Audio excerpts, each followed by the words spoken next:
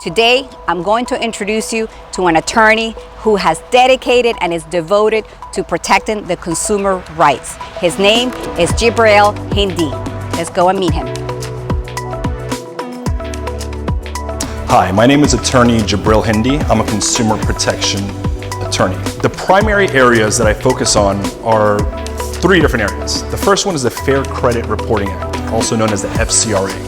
Another area of law that I practice is called the Fair Debt Collection Practices Act. This is also federal law.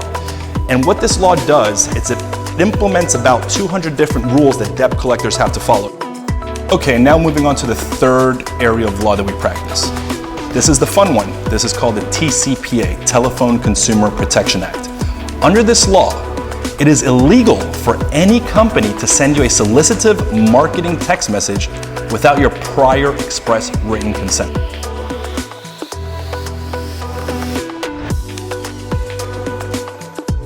A couple of the things that I really love about Fort Lauderdale, frankly, is the investment opportunities, particularly in real estate.